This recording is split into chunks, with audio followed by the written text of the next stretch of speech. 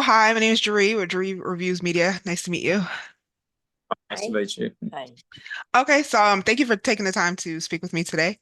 The film Take My Hand, it's a romance, it's a drama, and it has a very personal message related to you both behind it. Why did you feel now was the time to tell your story? Well, as I said before, we read, well, got back together. Well, didn't get back together because we were never a couple. I can only dream of being a couple, but we weren't. And 8 years ago, and after we'd spent sort of a few months going through what had happened in our lives, I thought, wow, there's something here. There's something we can make it into a book. But then we took it further, and obviously we decided, oh, let's just try and write a screenplay. And I had no idea what I was doing.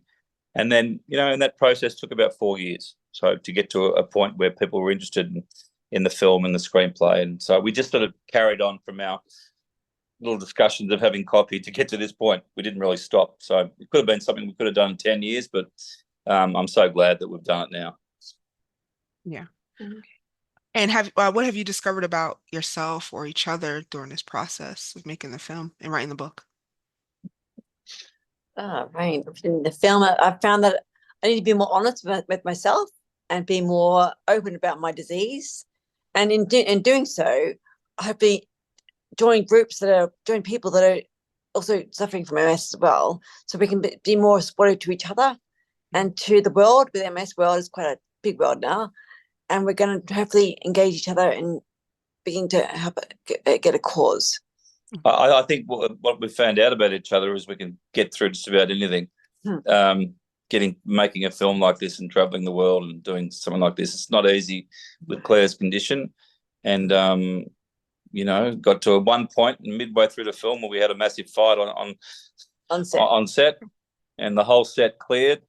And We were tired. our producer was hiding in the bushes, and but after a while he came back. It's just you're going through so much just to get yourself there to set and deliver what's on the written page. But It's very emotional. it was just emotions are flying, and it was tough, but we got through it. Yeah. Did you feel any type Mhm. of pressure? I mean, because sometimes actors will say they feel pressure because it's based on a true story, but this is your story. So did you feel a different type of pressure or any pressure at all when making it? Not really any pressure. More just I wanted to be honest, to be truthful, Hmm. and to be representing the disease correctly. I wanted to do, which I hope we did. But I think we enjoyed it. We enjoyed the process because it was quite, as I said, quite cathartic and quite very moving and very emotional. But it's also very enjoyable at the same time. Yeah, there's pressure every day. I mean, there's pressure. You finish a 14-hour day, and then your second AD will throw you the schedule for the next day within the next 5 minutes. So you don't get a chance to in that 39-day shoot period. There's no chance for breathing really. And then you got all. But also, I think with MS people get really tired. So getting really tired on set was hard work. Yes, because Claire was there for every day.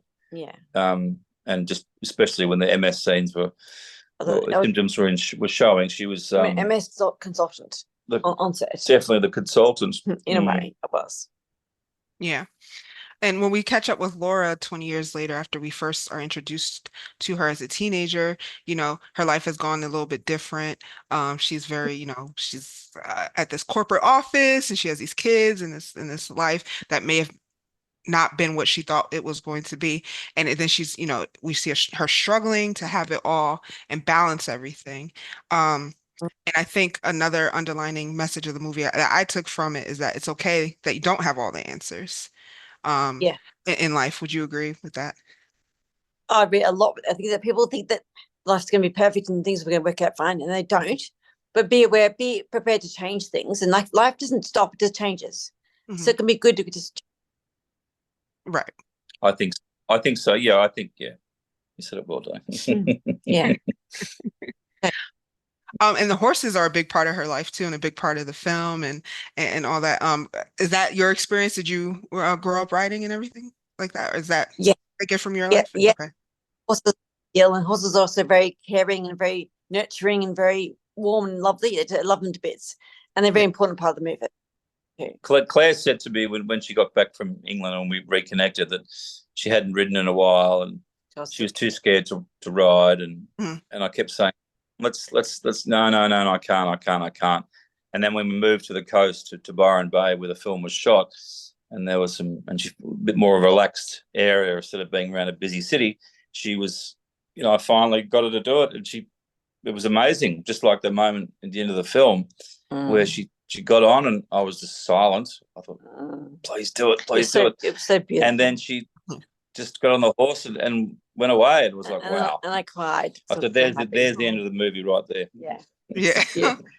Yeah. I was going to ask where you shot. I'm from New Jersey, so I've never been to Australia, but it was very beautiful. I was going to ask you about the location. Yeah, the Byron Bay it's about 8 hours north of Sydney, and it's on the coast, and it's a beautiful sort of surfing town. And but we don't like the surfers. But a lot of horses, and it's just a very quiet, calm place, and we were drawn to it years ago. So we moved there. So we shot 23 locations around that area. And then obviously we went to London for all the corporate sort of stuff and all the rata coming out of the buildings, and we made sure we put double-decker buses in all those scenes. I mean, made it a little bit too often times, but anyway. But beautiful. But yeah, to be able to do that was fun. But I mean, shooting at home is great. You finish at 6, 7 o'clock and you go straight home. So it was good for Claire and I, that's for sure. And the producer lived there as well, so it was good for him. Well, we know how the characters are similar to you, but how are they different in any way? Very different. Adam's in a better condition than I am. Pretty hot. He's pretty hot. But no, look, Adam brought that sort of calm sort of sensibility, that sort of nurturing sort of character. I mean, I'm happy to be talking about myself, so it's a bit strange. No, look, fairly similar. He's got a Greek background. I've got a Greek background. So very similar. I think this. If I can say this for you, darling. I think Rada and Claire have a little bit of quirkiness about them, bit odd. A bit odd. Came out in a few scenes, which was perfect. Yes, very well done. But yeah, we're obviously all very different people, but we found something in both of them that suited the script and the story. Okay, and my last question: what do you want the audience to take away after watching the film?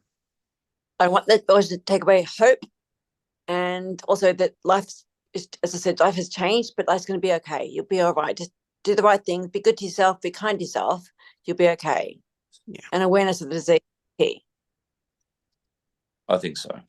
Yeah. Awareness is a big for people suffering with MS. Can and the carers as well. The carers live that life as well, so it's for them as well.